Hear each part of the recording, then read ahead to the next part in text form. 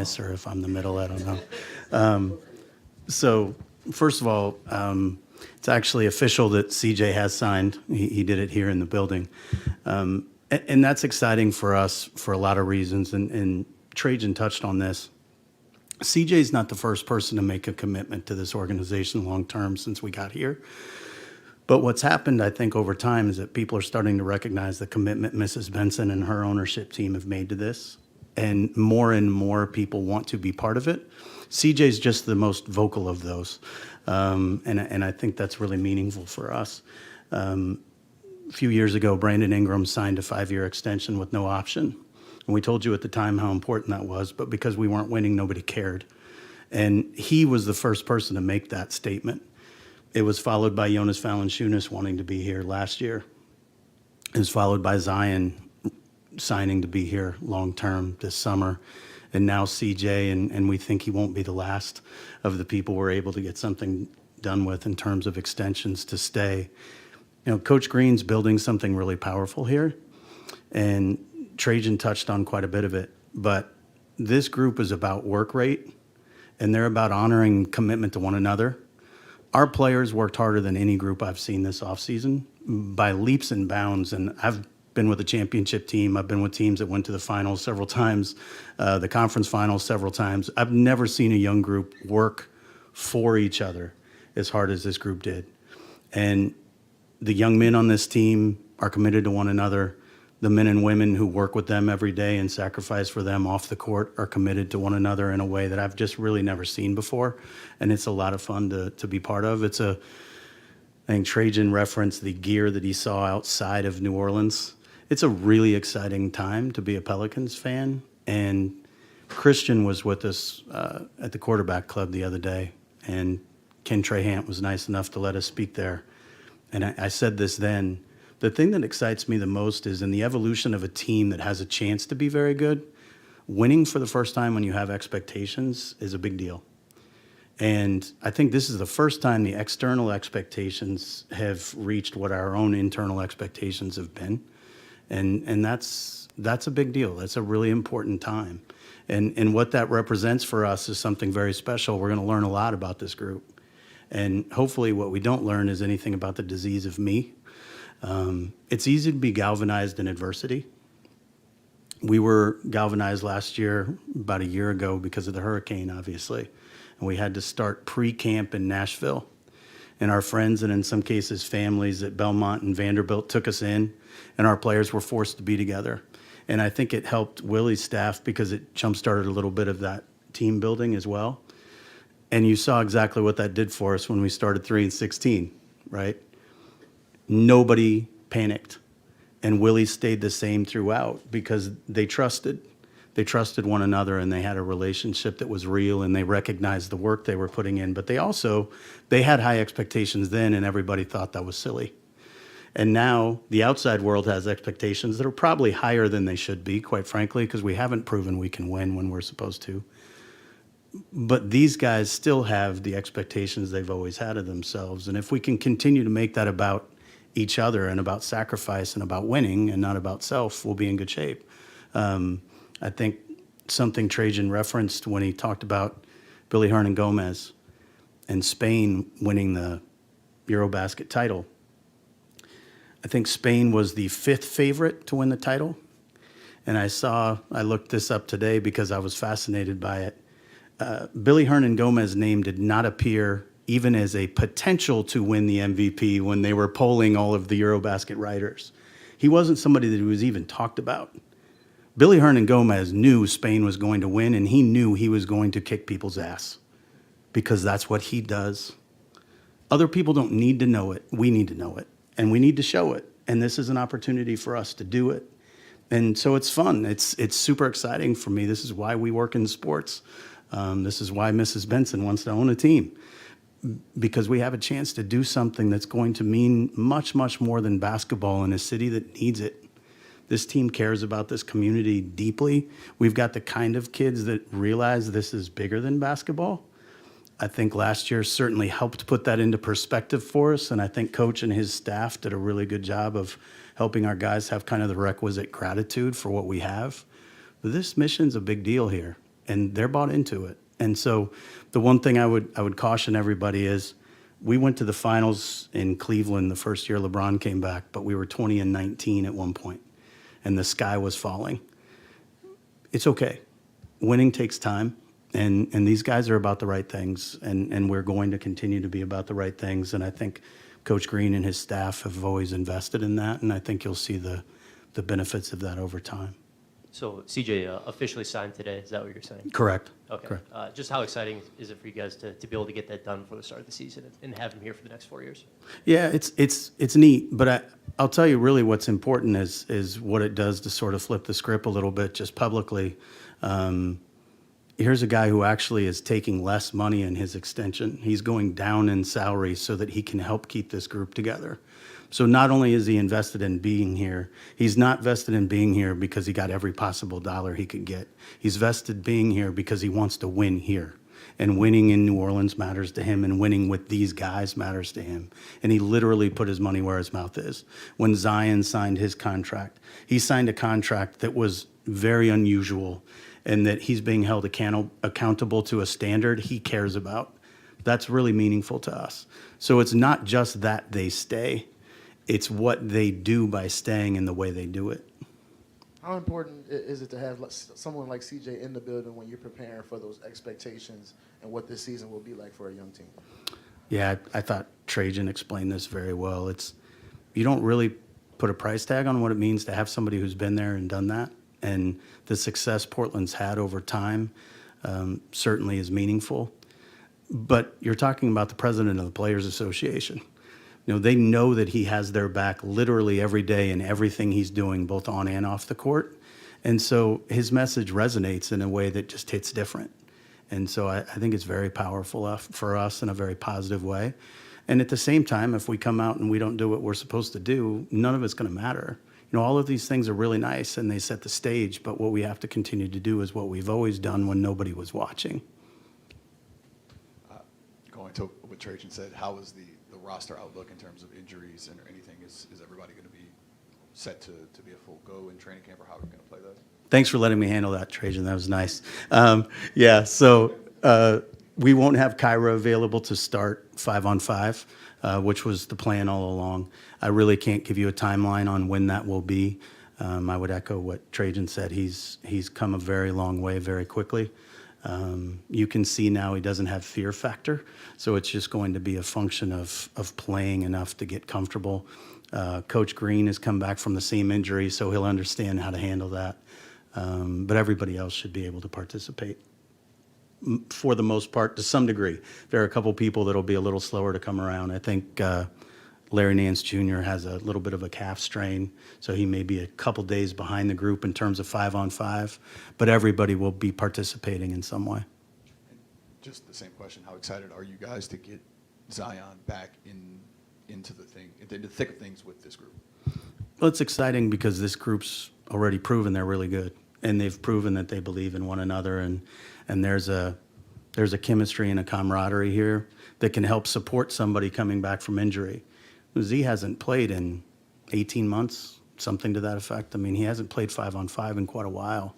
And so it's exciting for us that he's coming back to a team that is advanced as it is in terms of its leadership, in terms of its work ethic, because I think they're going to embrace him while he comes back.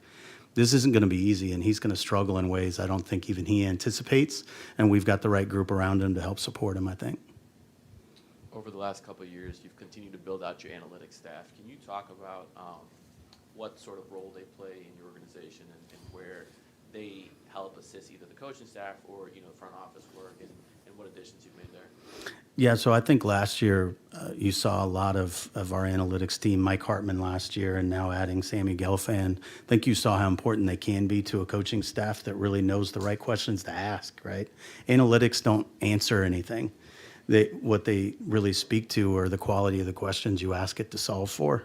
And we're really blessed that we have two of the very best in the NBA, and Mike and Sammy. But we've also got a basketball staff, and Trajan and Willie and their staffs that understand how to use it. So I think we've tried to, over the years, be pretty forward. And again, it's not something you pound your chest about because we're judged by our winning. But we're very confident that between that and what we've been able to do in Shane Cupperman's area and cap and strategy, we've done some pretty creative, good things. And if you can win on the margins, that helps set you up to win, in a higher level later. But it's really all about your talent level and how far we get and how hard we work together. But they've been a huge part of it in a positive way, as has our medical team. They've done a really, really good job. And again, this speaks to the investment ownership is made at a huge level as well. We're not behind anybody in this space. I mean, we are very much on the cutting edge of a lot of this, which is, again, a tribute to them and what they're willing to invest in this. You're probably due to have relatively good roster health throughout the season, but regardless, how would you say the team's current depth and resilience is in terms of dealing with that relative to the last 2 to 3 seasons? I think we're certainly deeper than we've been, and I think that's evidenced by the fact that the MVP of Eurobasket is on a minimum deal, right? I mean, that's a crazy situation for us to have the amount of talent we have, and at the same time, it creates a difficult situation for coaches because everybody's going to want to play. But I think in terms of our depth and ability to overcome the adversity of injury, I think we're better positioned than we've ever been. But at the same time, sometimes it's things that the public perceives as being inconsequential injuries that really derail you. And it's not just a big name who gets hurt or a starter who gets hurt. Sometimes it's another cog in the wheel that gets injured and it sets everything off. And that's really what you can't plan for. So what's exciting to us is we have the kind of humans that will work through it. And if we end up with an adversity or a setback, we'll figure out a way to get through it. And that's exciting. But no team can ever be deep enough to overcome losing the wrong person at the wrong time. You just have to hope that the preponderance of your roster is healthy enough to get you through it. I know you mentioned Willie a few times. I think last year you said teams called about trading for him and you wouldn't do it because of what he meant to the organization in the locker room. And I know this offseason, I think you did a podcast where you said you had to call Brandon Ingram. When you talk about talent and depth, is it maybe a double-edged sword, so to say, because there are rumors and speculation and innuendo around your team? And maybe this offseason, how many calls did you have to field or shun because of that? Thank you, Fletcher. It's a good question.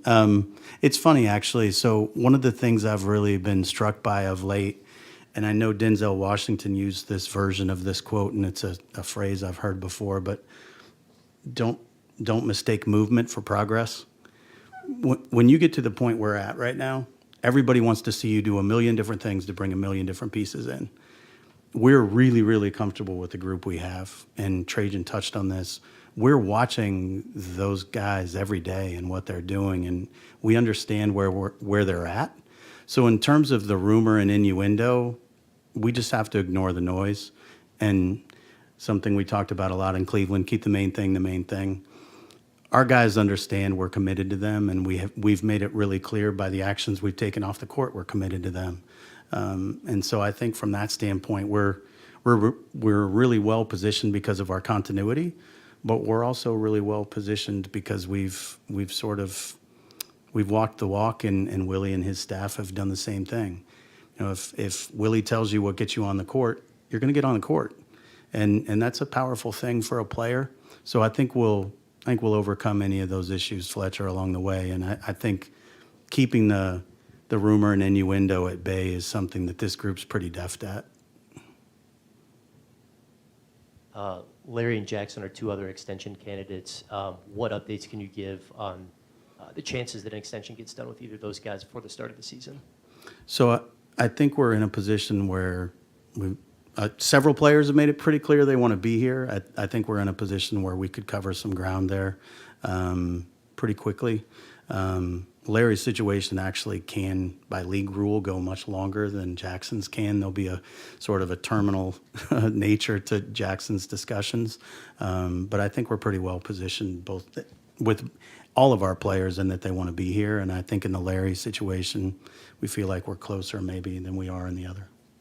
Outside of injuries, what was your take on the summer camp? On summer camp? Yes, sir. Very similar to Trajan's.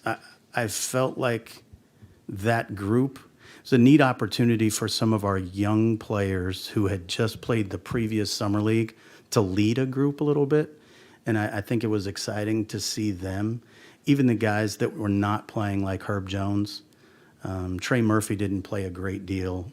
Jose really wasn't able to play because of his Puerto Rico commitment. But to see the commitment they had to each other from a work rate standpoint, the leaders of our young group being first contract players, that was really exciting. And I think that's, from a summer league perspective and from an off-season perspective, that's probably the biggest development from, as I see it, is we're getting leadership throughout this roster, both in terms of leading by example, in the case of, say, Herb Jones, who's not super effusive in the way he speaks to people, but there's nobody who's going to outwork that guy, and everybody on our roster knows it. Throughout the breadth of our roster, we're getting leadership, and this offseason, that's what you saw from the young players. To build off of Fletcher's question, how do you still balance the, we still like everybody we have, with trying to look at spots where you can improve the roster if something were to present itself? I think it's really just about paying attention to what happens and listening to our group. As Trajan said, this is going to be an extremely competitive camp. And coming out of that, we're going to learn a great deal. And when I say camp, I don't mean the 5 days before you get an open practice. I mean the breadth of preseason. I think you're going to see a really competitive group.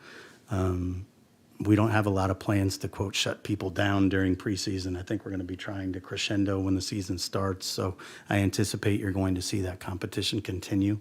But again, I think we have very high expectations to the players that are already on this roster. And you're going to have to be pretty good to be clearly better than they are, but also good enough to warrant what we might lose in taking opportunity away from them.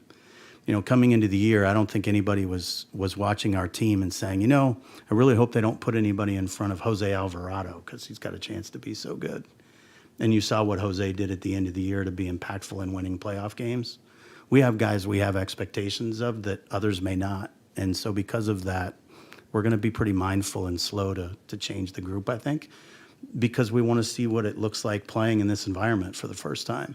Again, it's not something we just talk about. It's really meaningful to win when you're the hunted and not the hunter, and we're hoping we're capable of doing that. Yeah, you've always prioritized the importance of culture, building it from within. How big has it been for you guys to have a bunch of those young guys, Trey, Herb, Jose, in the city as much as they've been over the summer, spending time together, around the facility? Yeah, it's exciting, and I think we saw that in the very beginning with our first young group as well. There's Jackson and Nikhil and Z. They were together a lot. This group's really been together in the gym working an awful lot, so it's fun. I love that they're out in the community. I love that they care so much about the city and that they're together off the court. But what you really appreciate is they're pushing each other from a work rate standpoint every day, and that's really exciting to watch. To see it translate one to the other is different. Part of securing long-term commitments from players also means more salary on your books for future years. Are you concerned? Thank you, Mrs. Benson. Is there concern, like when Zion's extension kicks in, in the future years, that you might be brushing against that luxury tax or going into it? And is there a threshold for where you decide, hey, like this is something we do want to commit to? What does that look like for you? Yeah, and again, it's fortunate she's here because we've certainly talked about it. We're not bound by we will not pay the tax. We will not frivolously pay the tax. If this team's in a position to be as good as we hope to be, I don't think resources are going to be the reason that we don't get where we need to go. I believe when it's time for us to really go all in on something, we will. Mrs. Benson's shown that on the Saints side as well. So I think there's a long track record of that being true. At the same time, you have to pick your spots a little bit. This is not a league that's completely equitable in the financial structure, and some teams can be wrong and make mistakes where we can't do that. So we're going to be much more mindful in the way we go about it. Griff, one more to touch on what Will was saying. You go after character a lot. Almost every player held a summer camp. What does it mean to have that kind of engagement from the players in the community, not only in New Orleans but also the communities they come from? And the second part, CJ just bought a vineyard. Before we get rid of can we get an update on the wine club? Oh, that's awesome. So I'll let CJ speak to his wine club. But in terms of how much it means to us to see those guys do those things off the court, I think one of the real statements that speaks to this is Swin Cash, who's standing in the back right now. Her and her staff actually are the ones that help do a lot of that. You know, they're the 10 toes on the ground delivering on all of those hopes and needs that our players have. It's something that we do at a really high level. We take incredible pride in. She's a Hall of Famer, recently inducted Hall of Famer, and that's a department that we've invested very deeply in. And it's because the things that they're doing really do matter to us, and we think the way you show that is by investing in it. And so the effort that Swin and her team have put into that is pretty visible. I think our players know and feel that, so I think they always know they're going to be cared for in that space. Thank you very much.